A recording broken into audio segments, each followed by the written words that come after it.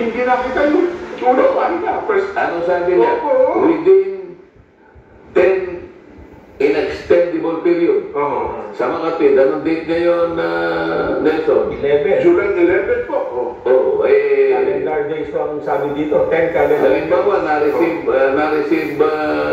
bukas. Kasi maaaring hindi pa na-receive na yan. Nilo, ngayon mo lang na ano. Opo. So, na-receive halimbawa ng House of Representatives bukas. Anong date bukas? So, bukas, sir. Ano nga? 12.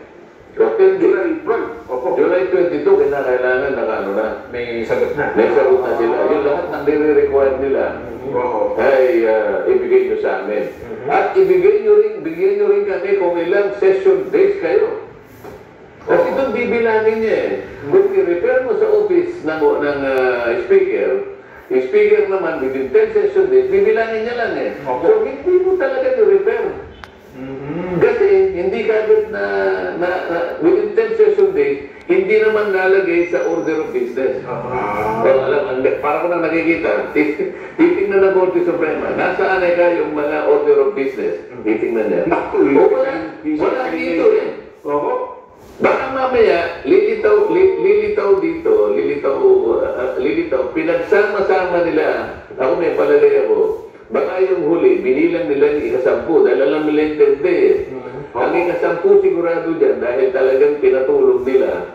February 5, dahil yun ang huli Opo. na isinulong nila sa Ay, isinabit na Senato. Opo. Oo. magkakaalaman dyan. Nakikita ko na yung direksyon ng Korte Suprema. Oo. Pero parang ang dami hinihingi ng Korte Suprema, no? ABCDFG, Hanggang J. hanggang J. Oo. Naahati lang sa dalawa eh. Mapapatunayan dyan kung yung one-year ban rule ay talagang nilaba. Opo. Oo. Tsaka yung kung ito ay napasa ng mga pumirma. Yung ito, yung verification ang importante dyan. Oo. Kasi yung verification ay ano yun eh. Sinusumpaan mo eh. Nakalagay doon.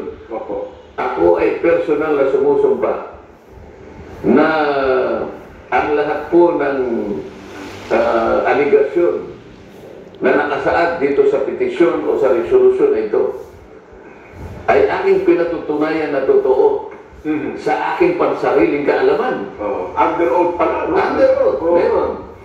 At base na rin sa pagkakaintindi ko Opo. sa mga dokumento na nagsilbing ebidensya, mabigat ito. Oo. Eh, paano kung matanong ang isa sa kanila, naiintindihan mo ba ito? Pakala ko ba, pumirma ka rito eh. Nakapirma ka na personal mong, may biniro nga ako eh. Opo.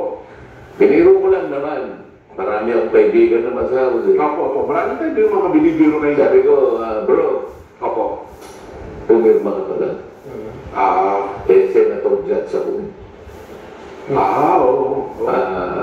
Parang magkaroon ka naman ng pagkakataon na ikaw ay matanong naman dun sa impeachment court. Kung sakasakaling magkakaroon, Opo. ba isasuggest ko isa ka sa mga witnesses. Ako na naman nangyayari. Ikaw naman ka ako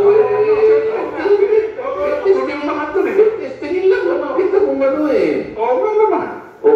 Kasi nung una tayo nag-usap, sinabi mo, anong magagawa mo? Babasa ko ba yan eh? Napakakapal niyan eh.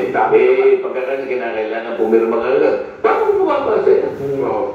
So, pagka pinatawag mo ako dyan, gano'n, siyempre, iibahin ko na yung sagot ko.